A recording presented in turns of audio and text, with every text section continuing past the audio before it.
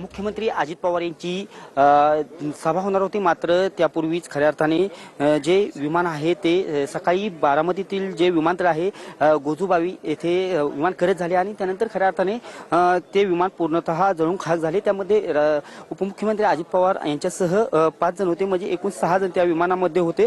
मात्र संपूर्ण राज्यात आता उपमुख्यमंत्री अजित पवार यांच्या निधनाने खऱ्या अर्थाने हळहळ व्यक्त होती। या बारामतीतील जे आसपासच्या परिसरातील नागरिक आहेत किंवा अनेक जे तालुक्यातील राज्यातील नागरिक हे या घटनास्थळावरती मोठ्या प्रमाणात आलेले आहेत। खऱ्या अर्थाने आपण घटनास्थळावरती आहोत। आपण पाहू शकता की जे विमानतळाची धावपट्टी आहे याच्या अगदी शेजारीच हे विमान करत झाल्यानंतर खऱ्या अर्थाने जळून खाक झालेला आहे आणि यामध्ये 6 जण होते, त्यामध्ये राज्याचे उपमुख्यमंत्री होते। परंतु हे विमान जे करत झाले किंवा 1-1.5 तास या घटनेला झाले। आपल्यासोबत येथीलच काही स्थानिक नागरिक आहेत, त्यांच्याशी आपण बातचीत करणार आहोत।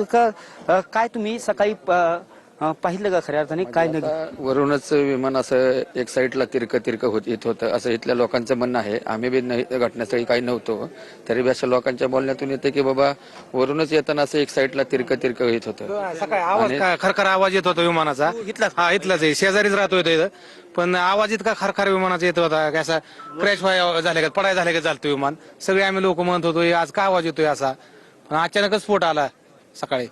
मोठा दोरी असा जाळ झाला मोठा। किती वाजता? किती जवळजवळ 8:30च्या आसपास, 8-8:30च्या आसपास। सकाळी 8:30च्या दरम्यान गोजबावी येथे एअरपोर्टच्या तिथे विमान लँडिंग होत असताना विमानाच्या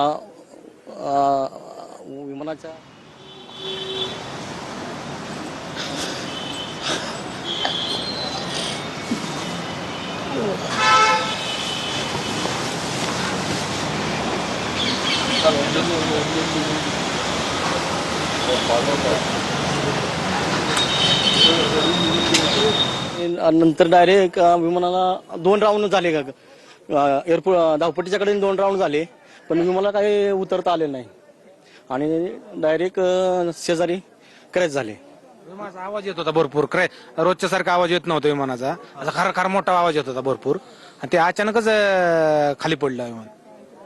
खऱ्या अर्थाने जे हे स्थानिक नागरिक आहेत 8:30च्या दरम्यान ही घटना झालेली आहे। परंतु विमान जे उतरताना खाली येत होतं त्यावेळेस झोल्यासारखा आकार घेत होतं, असं विमान खालीवर होत होतं असं नागरिक सांगताना दिसत आहेत। परंतु ही घटना घडल्यानंतर जे बारामतीतील नागरिक आहेत ते मोठ्या प्रमाणावरती येथे दाखल झालेले आहेत। सकाळी ही 8:30च्या दरम्यान घटना घडलेली आहे आणि विमान ज्यावेळेस तशी परिस्थिती स्थानिकांनी सांगितल्यानंतर खऱ्या अर्थाने 9:30च्या दरम्यान एक स्फोटचा आवाज आला असं देखील येथील जे स्थानिक नागरिक आहेत ते सांगत आहेत। परंतु सद्यस्थितीतील जे विमानाचं जे घटनास्थळावरून आपण पाहू शकता की जे विमान करत झाल्यानंतर अग्निशमन दलाच्या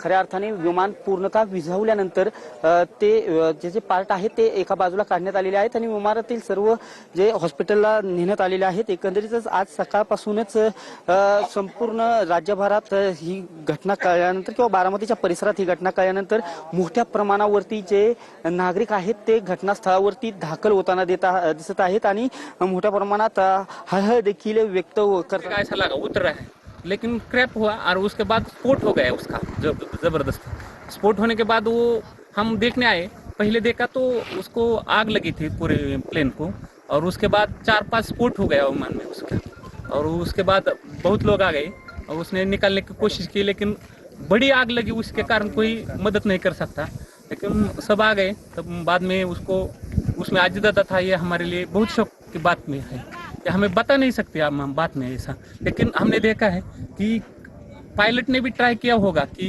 लैंडिंग करने का, लेकिन लैंडिंग हुआ नहीं है। ये बहुत शौक वाली घटना है। हमने देखा पूरा एक नीचे आ रहा था, ट्रैप पे आ रहा था, ट्रैप के नजदीक 100 फुट से नजदीक आके गिर गया है। क्या कहेंगे ये